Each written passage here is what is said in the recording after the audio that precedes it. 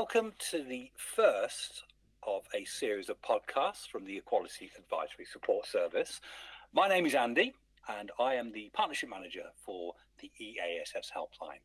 And with these podcasts, we're hoping to give you all a little bit of an insight into the workings of the helpline, how we go about providing advice, and also in future episodes, maybe even discussing some of the issues that we have arriving at the helpline and getting to know some of our advice team as well.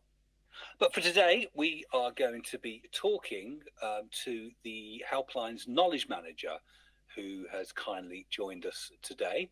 And we're going to dive into how we go about giving our advice on the helpline. So if you are a caller and hoping to reach out to us for advice, hopefully this audio podcast here will give you a little bit more of an idea as to what the call will feel like and some of the information that we will be gathering from you.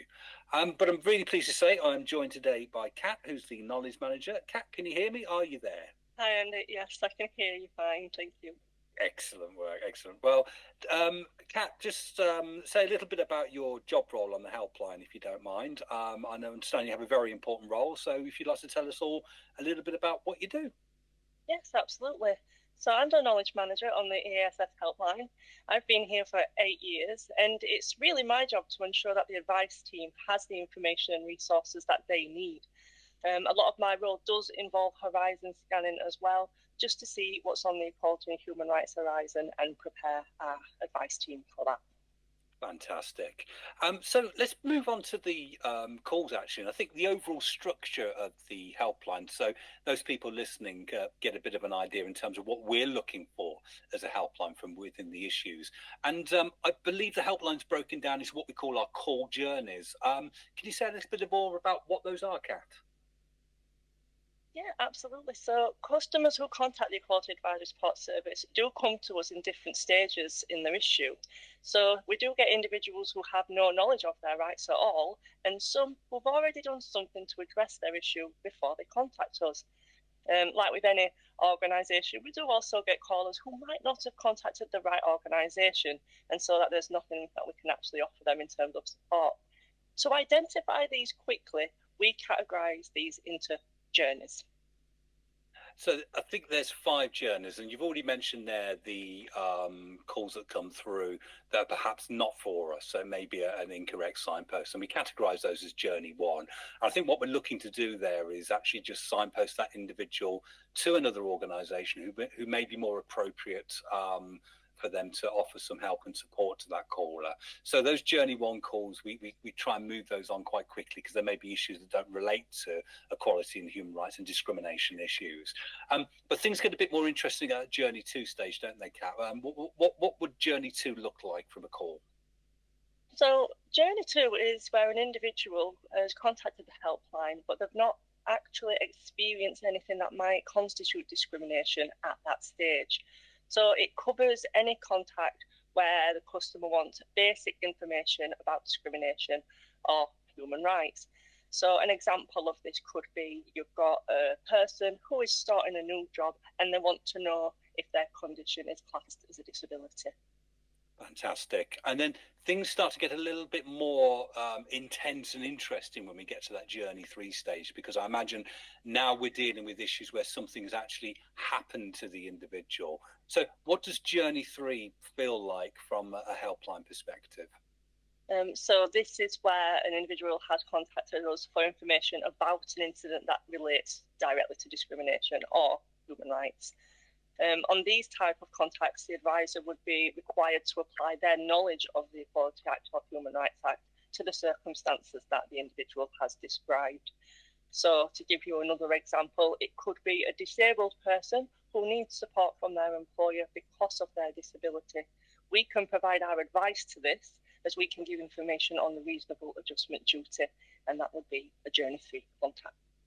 Fantastic. And I think one of the key things as well is when that individual's come through to us, we're giving them the advice and information that they need, but also suggesting their first steps in making a complaint. And I think in a future podcast, we're going to talk more about those action plans. But I think it's key at that journey 3 stage. It's about trying to get the individual empowered enough with their understanding of the Equality Act, and also empowered enough to take those first steps in making that complaint at that Journey 3 stage.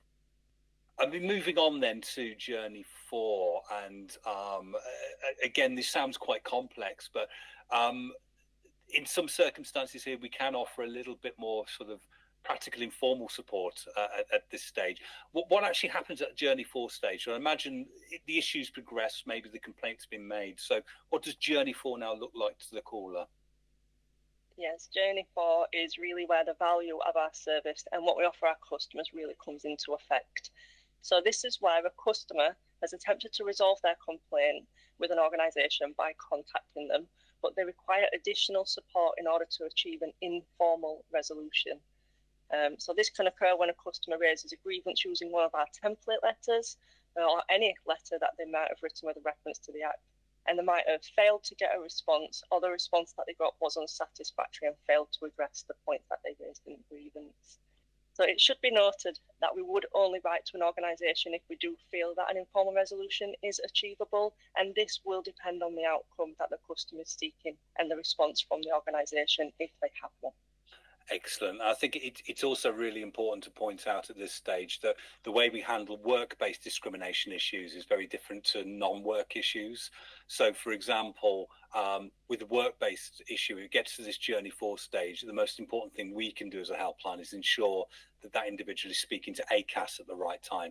We wouldn't write on an individual's behalf to their employer, for example. But for non-work issues, we really would be trying to work out if we feel some sort of involvement from the helpline could help. It's not going to work for every issue, and as a caller, you need to be guided by our advisor on what the next step's going to be.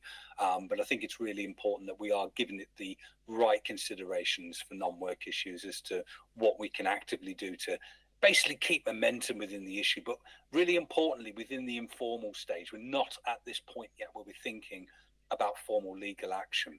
But I think this is where we come onto that Journey 5 stage now, because assuming we've gone through all these stages and steps with the caller, Journey 5 is where that individual now is perhaps left with one final option, and that is to consider what formal legal action they can take. So, Kat, tell me a little bit more about how we handle calls that do finally reach this Journey 5 stage.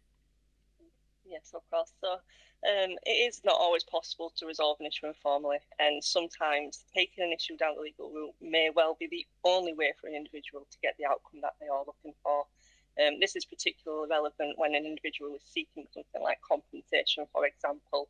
So what our advice team will do is try to find relevant sources of legal signposting to assist that individual in taking that step into the legal route as much as possible, really. Fabulous, fabulous. And I think it's really important noting as well for those people listening that the advice that's provided by the EASS helpline is not legal advice, even though we are advising on what rights you may have within the Equality Act. The advice is very different to what you would expect to get from a independent legal advisor. And we always suggest that if you want a legal opinion or you want to gain a deeper understanding in terms of what rights you have, you need to consult that independent legal advisor at any stage of your complaint. Our advice is very much focused on that informal stage. And as Kat said there, when issues aren't resolved informally and the individual is left considering formal legal action, quite often the area of support that we can give on the helpline can be quite limited. So we always have to bear that in mind when we reach that stage. But thanks for explaining the journeys there, Kat. That's been really insightful. One thing I'm really keen for the listeners to understand as well is exactly how the advice is broken down and how that's provided to them when they call up, because it can be quite a daunting thing to phone any helpline. And I think it'd be quite interesting to explore what the advisor's approach to advice is. So the individual, when they phone up, would have more of an idea of sort of some of the questions perhaps the advisor's taking and what their thought process is as well. So talk to me about that. When the calls come through to the helpline, what does the caller expect from the outset? So when an individual contacts the helpline, the first thing our advisor is going to do is work with them just to get some basic information from them, if they consent, to be able to create a record for that individual so that they can be given a reference number. then what our advisor will do is listen and ask questions about what's happened, what's prompted this individual to pick up the phone or write an email about what's happened. Brilliant. So, and I think it's really important there, Kat, sorry to jump in there, but the caller, you don't have to provide your information, but it is quite helpful if you are able to allow us to create a record, because we do welcome callers to come back to us anytime if they want to just double check something, and we do keep case notes on your issue, so we can return to your record and actually continue a conversation from where we left off last time. So you'll be given a unique reference number that is for you to use. And what we can do then is, if you place another call back to us, we can come back and speak to you again on that particular record. But assuming all that information's been taken, Kat, and the advisor now is trying to get to sort of the crux of the issue and trying to understand why the individual's called. What's their thought process? What's the advisor looking for? And I believe we use something called a gate process within our advice provisions. So what does that look like? Where do we start with that sort of gathering information and the thought process and giving advice? Yeah, so the reason that the advisor would be asking a lot of questions and getting as much information as possible is so that they can apply a gated approach to your issue.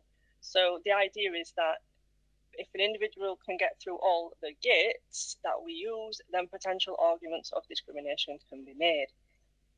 So the first gate that our advisor would be looking to identify is the protected characteristic. So they'll identify if a relevant characteristic is at play, and that will be one of the 9 protected characteristics under the Equality Act. That's the first step in identifying if a potential argument can be made. You need to have that protected characteristic.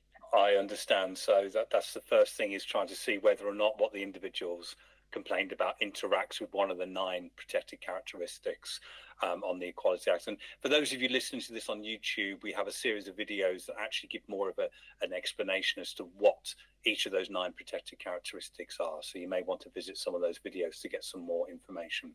So moving on to gate 2, and I imagine this is asking the question now, is the issue happening in an area that the Equality Act interacts with? Is that right, Kat?